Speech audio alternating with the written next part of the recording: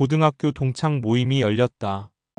그날 모인 사람 중 한 명은 외제차를 타고 왔고 한 명은 외국계 대기업에 다닌다고 했다. 또 다른 친구는 부동산으로 크게 돈을 벌었다며 자랑을 늘어놨다. 그 순간 당신 마음속에 이런 생각이 스쳤을지 모른다. 나는 뭐하고 있지? 왜 나만 이렇게 뒤처진 기분이지? 이 질문. 사실 누구나 한다. 그리고 이 질문에 중독되기 시작하면 인생이 무너진다. 진짜 부자들은 절대 남과 비교하지 않는다. 그들은 오직 어제의 나와만 비교한다. 왜냐고? 그게 부자가 되는 유일한 루트니까. 이건 감성의 이야기가 아니다. 하버드 비즈니스 리뷰는 이렇게 밝혔다. 자기 효능감 셀프-마이너스 에피켓이 높은 사람일수록 부와 성공을 이룰 확률이 높다. 그런데 이 효능감은 타인 비교가 아닌 자기 자신과의 비교로만 길러진다. 그렇다. 매일 조금씩이라도 나아지고 있다는 확신. 그 감각만이 사람을 성공으로 이끈다. 이 영상에서는 왜 남과의 비교가 당신을 망하게 하고 어제의 나와의 비교만이 부자로 가는 길인지 그 심리적 뇌과학적 본능적 원리와 실제 부자들의 삶을 바탕으로 이야기해보겠다. 1. 비교는 본능이다. 하지만 방향이 중요하다. 우선 인정하자. 비교는 인간의 본능이다. 진화심리학자 데이비드 버스 교수는 말한다. 인간은 생존과 번식을 위해 항상 주변 개체와 자신을 비교해왔다. 이 비교는 군집 안에서 자신의 위치를 파악하기 위한 진화적 메커니즘이다. 우리는 원시시대부터 다른 사람보다 사냥을 잘했는지, 더 큰 동굴에 사는지, 더 많은 음식을 확보했는지를 비교했다. 비교를 통해 사회적 서열을 확인하고 그 서열을 통해 살아남을 확률을 높였다. 문제는 지금이다. 더 이상 맹수와 싸우지 않는데도 인스타그램 유튜브 부동산 커뮤니티에서 끝없는 비교 전쟁을 벌이고 있다는 것. 심지어 비교 상대는 동네 형이 아니라 억만장자 슈퍼모델 대기업 회장 아들딸이다. 여기서 뇌는 고통을 느낀다. 특히 측좌피즐누클리어스 ACCUMBENS은 타인과 비교해서 손해봤다고 느끼는 순간 기쁨과 동기를 담당하는 도파민 분비를 멈춘다. 결과 의욕 상실, 자존감 추락, 행동력 마비, 절대 성공할 수 없는 뇌 상태가 된다. 2. 나와의 비교는 뇌를 각성시킨다. 반대로 자기 자신과의 비교는 뇌를 전혀 다르게 반응시킨다. MIT의 뇌인지 연구소 실험에 따르면 자신이 하루 전보다 조금이라도 나아졌다고 느낀 실험군은 도파민 분비량이 평균보다 3배 가까이 높았다. 즉, 어제보다 오늘 더 책을 읽었다. 어제보다 더 빨리 일어났다. 어제보다 더 절약했다. 이런 작고 사소한 비교가 뇌의 성취 중독을 일으킨다는 뜻이다. 이 성취 중독이 계속되면 행동은 가속된다. 성과는 누적된다. 그리고 돈은 쌓이기 시작한다. 3. 진짜 부자들은 누구와도 경쟁하지 않는다. 워런 버핏은 60년 넘게 같은 동네, 같은 집, 같은 루틴을 유지해왔다. 그는 말한다. 나는 경쟁에 관심이 없다. 단 하나의 기준은 과거의 나보다 나아졌는가이다. 일론 머스크는 초등학생 시절부터 자존감이 매우 낮았지만 매일 하루 단위로 어제보다 오늘 더 많은 걸 배웠는가만을 점검했다고 전해진다. 이 방식은 아마존의 제프 베조스도 마찬가지다.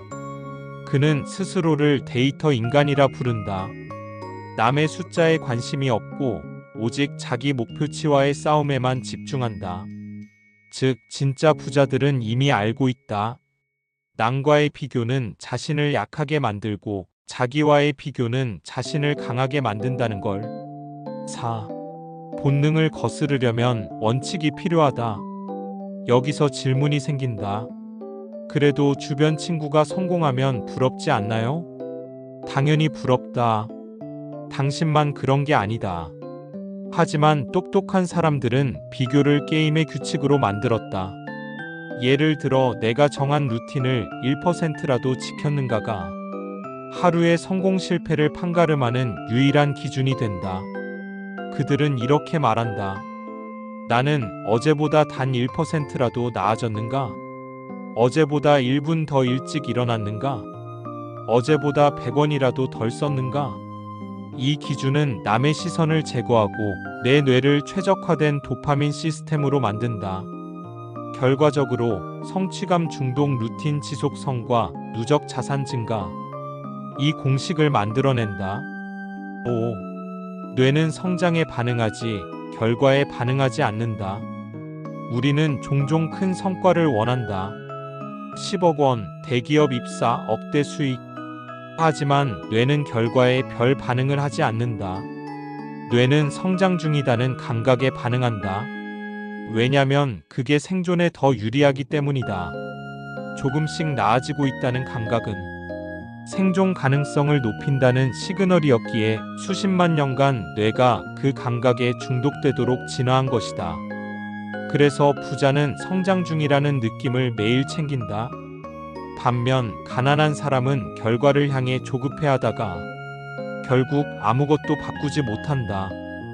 6. 비교 대상이 나 자신일 때 인생은 게임처럼 바뀐다. 스탠포드 대학교의 게이미피케이션 GAMIFICATION 실험에 따르면 자기 자신과의 경쟁이 지속되는 구조일 때 행동의 지속력이 4배 이상 높아졌다. 이게 바로 부자들이 자기 자신을 게임 캐릭터처럼 다루는 이유다. 스스로의 레벨업에만 집중하는 사람은 남의 눈치를 보지 않게 되고 그 에너지를 전부 성장을 위해 쓰게 된다. 당신도 해보라. 아침에 일어나 이렇게 적어보라. 어제보다 더 나아진 한 가지. 오늘 반드시 지킬 나만의 목표 한 가지. 작지만 이걸 매일 하면 성장하는 사람이 되고 성장하는 사람은 결국 부자가 된다. 7. 비교는 소비를 조종한다. 놀랍지만 사실이다. 비교는 소비를 왜곡시키는 가장 강력한 심리다. 하버드 경제학과 벤저민 프리드먼 교수의 연구는 다음과 같이 결론 내렸다.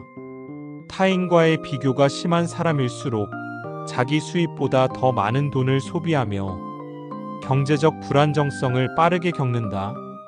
왜냐고? 비교는 소비를 정당화시킨다. 저 친구는 벌써 테슬라 뽑았네. 나도 뽑아야지. 남들은 다 외제차 타는데 나도 사야 할까? 명품백 하나쯤은 있어야 안 뒤처지는 느낌이지. 이 순간 소비는 필요가 아닌 비교의 상징으로 변한다. 결과적으로 내 자산은 줄고 자존감은 타인의 물건에 종속된다. 부자들은 여기서 빠져나온다. 그들은 소비할 때 남들과의 격차가 아니라 과거의 나보다 더 효율적인 소비였는가? 를 본다. 이 기준 하나만 바꿔도 지출이 줄고 통장이 살아난다. 8.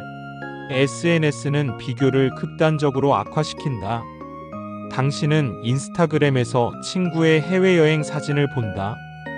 그 순간 방 안에 앉아있는 당신이 너무 초라하게 느껴진다.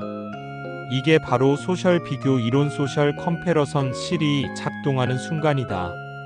심리학자 리언 페스팅거리안 FESTINGER는 이렇게 말했다. 인간은 자신을 평가할 때 항상 타인을 기준으로 삼고 SNS는 그 비교 대상을 무한대로 확장시킨다. 뇌는 진짜보다 가짜에 더 쉽게 속는다. SNS 속 타인의 사진은 조작되고 연출된 장면이지만 우리 뇌는 그걸 현실로 받아들인다.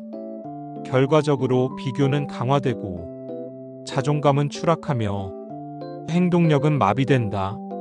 진짜 부자들은 SNS에 시간을 쓰지 않는다. 오히려 SNS를 끊었을 때 부자가 될 확률이 올라간다는 연구도 있다. UC 샌디에이고 대학의 연구는 하루 30분 이하로 SNS를 사용한 그룹이 불안 우울 지수가 낮고 자기 효능감은 유의미하게 높았다고 밝혔다. 9. 1% 성장 루틴 진짜 부자들의 비밀. 부자들은 특별한 습관이 있다. 그들은 매일 자기 자신과만 싸운다. 일론 머스크는 하루를 5분 단위로 쪼갠다. 그가 가장 중요하게 생각하는 것은 오늘 내가 어제보다 나아졌는가? 이다. 워런 버핏은 매일 독서와 글쓰기를 통해 자기 사고력이 1%라도 성장했는지를 기록한다. 빌 게이츠는 연간 리플렉션 위크를 통해 1년치 성장을 스스로 되돌아본다. 이 루틴의 핵심은 간단하다. 매일 아주 작게라도 어제보다 나아지는 것. 그걸 측정하고 기록하고 반복하는 것. 그러면 행동은 습관이 되고 습관은 불을 부른다. 10. 뇌는 성공보다 루틴에 반응한다. 카네기 멜론 대학의 뇌과학자 이론이 머피 박사는 말했다. 인간의 뇌는 큰 성취보다 예측 가능한 반복 행동에 더 높은 보상을 준다. 성공한 사람은 특별한 재능보다 예측 가능한 루틴을 만들어낸 사람이다. 즉, 매일 아침 같은 시간에 일어나고, 같은 시간에 독서하고, 같은 시간에 운동하는 사람. 그 일상 속에서 조금씩 자기 자신을 이기고 있는 사람.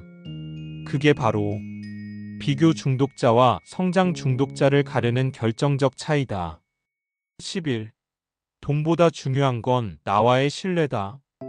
돈은 결국 신뢰의 결과물이다. 남이 나를 믿어야 내게 돈을 맡긴다. 하지만 그보다 앞서야 하는 게 있다. 내가 나 자신을 믿을 수 있는가? 내가 정한 목표를 내가 지키지 못한다면? 내가 오늘도 어제처럼 포기했다면? 이건 곧 자기 신뢰를 갉아먹는 행동이다. 자기 자신과의 신뢰가 깨진 사람은 결국 어떤 투자든 어떤 일도 완수하지 못한다. 그래서 부자들은 남의 신뢰를 얻기 전에 자기 자신과의 신뢰를 쌓는다. 그 출발은 아주 작다. 오늘은 어제보다 1분이라도 더 집중해보자. 이 약속을 매일 지켜가는 것이다. 12. 비교하지 않으면 진짜 내가 보이기 시작한다. 남들과 비교하는 순간 나는 사라지고 남의 인생을 사는 가짜 나가 된다. 하지만 비교를 멈추고 어제의 나와만 경쟁하기 시작하면 진짜 내가 보이기 시작한다. 좋아하는 것, 지키고 싶은 습관, 내가 생각하는 성공의 기준. 그때부터는 속도가 느려도 상관없다. 방향이 맞기 때문에, 도착은 확정돼 있기 때문이다. 13. 성공한 사람들의 공통점 절대 남을 의식하지 않는다. 세계 최고 자산가들을 수십 명 이상 인터뷰한 포브스 기자 짐 콜린스는 이렇게 말했다. 억만장자들의 공통점은 절대 남과 비교하지 않는다는 것이다. 그들은 시간을 비교, SNS, 남 눈치에 쓰지 않는다. 오직 자기 자신을 리셋하고 레벨업하는 데만 사용한다. 그래서 그들의 결과는 남과 비교로는 설명되지 않는다. 왜냐면 그들은 남과 전혀 다른 게임을 하고 있었기 때문이다. 14. 이제 당신이 해야 할 3가지. 당신이 진짜 부자가 되고 싶다면 이 3가지만 기억하라.